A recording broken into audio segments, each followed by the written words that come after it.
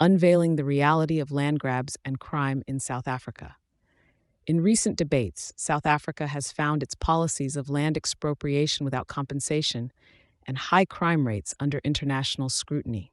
Despite the controversial backdrop provided by overseas commentators like former U.S. President Donald Trump, these issues reflect deeper systemic problems within the nation. Land expropriation, a threat to property rights? South Africa's government has signaled intentions to amend the constitution to permit land expropriation without compensation. This policy aims to address historical injustices tied to colonial and apartheid-era land dispossession. However, it has sparked fears among numerous landowners of potential losses, as they could be stripped of their legally acquired land without just financial restitution. This has ignited intense debates about the balance between rectifying past wrongs and preserving current property rights, with many fearing negative impacts similar to those witnessed in Zimbabwe's land reforms, which devastated its economy. Crime, a pervasive daily fear. Crime remains a pivotal issue. South Africa endures one of the world's highest violent crime rates, which includes severe incidents such as home invasions, farm attacks, and escalating urban gang violence. The stark contrast in safety between gated communities and more vulnerable townships and rural areas underlines a societal divide.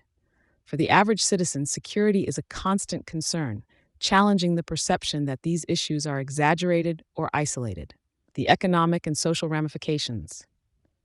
The policies of land expropriation without compensation could potentially undermine South Africa's agricultural productivity and economic stability.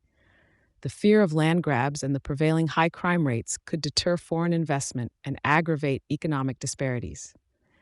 This approach risks not only economic decline, but also social unrest, as seen in historical parallels within the region. Civil society and selective advocacy. Several South African civil society organizations have been criticized for their alleged double standards. While some dismiss international critiques like those from Trump as unfounded or biased, they simultaneously face accusations of not fully addressing the internal challenges, such as farm attacks and the broader implications of policy-driven economic instability.